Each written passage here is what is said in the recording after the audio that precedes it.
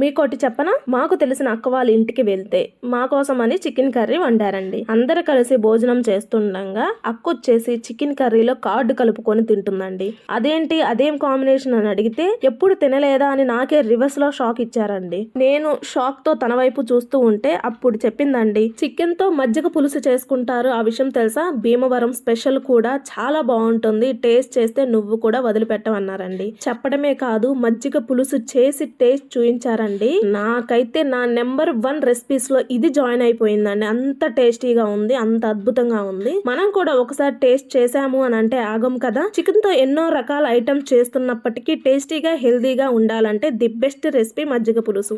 కాదు చికెన్ మజ్జిగ పులుసు. సో చికెన్ మజ్జిగ పులుసు ప్రిపేర్ చేసుకోవడానికి ఒక కడాయిలో 2 టేబుల్ స్పూన్ వరకు ఆయిల్ ని యాడ్ చేసి దానిలో పొడవుగా చాప్ చేసి పెట్టుకున్న ఆనియన్స్ ని, పచ్చిమిర్చిని, కరివేపాకు రెమ్మల్ని యాడ్ చేసి ఆనియన్స్ లైట్ గా సాఫ్ట్ గా మగ్గిన తర్వాత దీనిలో ఉప్పు, ధనియాల పొడిని, చికెన్ మసాలా పొడిని, మిరియాల పొడిని, అల్లం వెల్లుల్లి పేస్ట్, పసుపు యాడ్ చేసుకోవాలండి. దీనిలో కారం అయితే యూజ్ చేయం కదా, సో ఉన్న పచ్చిమిర్చితో మిరియాల పొడితోనే చేస్తామండి.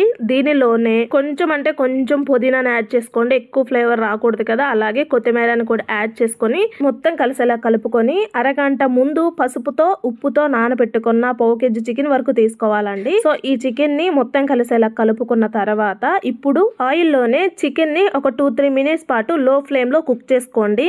నెక్స్ట్ చికెన్ బాగా సాఫ్ట్ గా కుక్ అవ్వడం కోసం మాత్రమే వాటర్ ని యాడ్ చేసుకోవాలి. కానీ నార్మల్ వాటర్ యాడ్ చేసినట్లయితే చికెన్ ముక్క అనేది గట్టిగా అయిపోతుందండి. హాట్ వాటర్ యూజ్ చేస్తే చికెన్ ముక్క అనేది సాఫ్ట్ గా ఉంటుంది. సో 1 గ్లాస్ వరకు హాట్ వాటర్ ని యాడ్ చేసుకొని వాటర్ మొత్తం అబ్జర్వ్ అయ్యి చికెన్ పర్ఫెక్ట్ గా కుక్ అయ్యేంత వరకు కుక్ చేసుకోవాలండి. ఇది ఒక సైడ్ ఉడుకుతుంటుంది కదా, మరో సైడ్ మనకి మజ్జిగ పులుసు కాబట్టి పెరుగునైతే యూజ్ చేయాలి కదా. చూసారు కదా, గడ్డ లాంటి ఫ్రెష్ పెరుగునైతే తీసుకున్నానండి.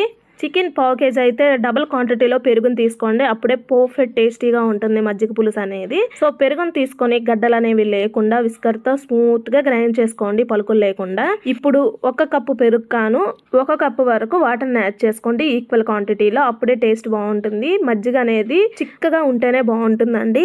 సో వాటర్ ని యాడ్ చేసి మొత్తం కలిసేలా కలుపుకొని దీనిలో 1 స్పూన్ వరకు పసుపు, చిటికెడు ఉప్పుని యాడ్ చేసుకోండి. సరిపోనట్లయితే ఎండింగ్ లో యాడ్ చేసుకోవచ్చు, చికెన్ లో యూజ్ చేస్తాం కదా. అలాగే కొత్తిమీరని సన్నగా చాప్ చేసి పెట్టుకున్న ఆనియన్స్ ని కూడా యాడ్ చేసుకొని మొత్తం కలిసేలా కలుపుకొని, మీకు స్పైసీ ఇంకా కావాలి అనుకుంటే లైట్ గా పచ్చిమిర్చిని కూడా యాడ్ చేసుకోండి. నాకు పాపకు కూడా పెట్టాలనుకుంటున్నాను కాబట్టి సో ఎక్కువ పచ్చిమిర్చిని అయితే యూజ్ చేయడం లేదు. సో మొత్తం కలిసేలా కలుపుకున్నాం కదా, దీనిని పక్కన పెట్టుకొని ఈ లోపు చికెన్ అనేది వాటర్ అబ్జర్వ్ అయ్యి చక్కగా కుక్ అయ్యిందండి. చికెన్ మజ్జిగ పులుసుని ప్రిపేర్ చేసుకునే ముందు ఈ చికెన్ ని పూర్తిగా చల్లారనివ్వాలండి. సో చల్లారడానికి పక్కన పెట్టుకొని పోపు వేసుకుందాం. ఈ లోపు ఒక కడాయిలో 1 టేబుల్ స్పూన్ వరకు ఆయిల్ ని యాడ్ చేసి దానిలో పోపు దినుసులను కూడా యాడ్ చేసి ఇవి చక్కగా వేగిన తర్వాత ఎండుమిర్చిని కూడా యాడ్ చేసి మొత్తం వేగిన తర్వాత దీనిలో కరివేపాకు రెమ్మల్ని కూడా యాడ్ చేసి ముందుగానే స్టవ్ ఆఫ్ చేసుకోండి, ఎక్కువ వేగనివ్వకుండా. ఎందుకంటే ఈ పోపు కూడా కొంచెం చల్లారే లోపు మిగతావి వేగాల్సి ఉంటే ఆ హీట్ తో వేగుతాయి కదా. సో చికెన్ కర్రీ పోపు 2 చల్లారిన తర్వాత చికెన్ అనేది పూర్తిగా చల్లారిపోయిందండి. అదే కడాయిలో మనం సపరేట్ గా మజ్జిగ పులుసుని ప్రిపేర్ చేసుకున్నాం కదా, దానిని యాడ్ చేయాలండి. ఎంత కలర్ఫుల్ గా చూస్తుంటేనే లొట్టలేయాలనిపిస్తుంది కదా, చాలా టేస్టీగా ఉంటుందండి.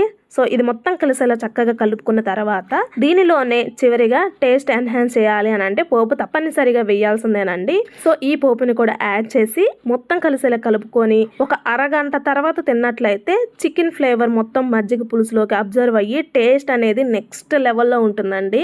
నాకైతే చాలా బాగా నచ్చిందండి, మీకు కూడా నచ్చుతుంది. ఐ హోప్ ఈ వీడియో మీకు నచ్చిందని అనుకుంటున్నానండి. ఇంకా ఏమైనా ఇన్ఫర్మేషన్ కావాలి అంటే కామెంట్ సెక్షన్కి రాండి, మాట్లాడేసుకుందాం.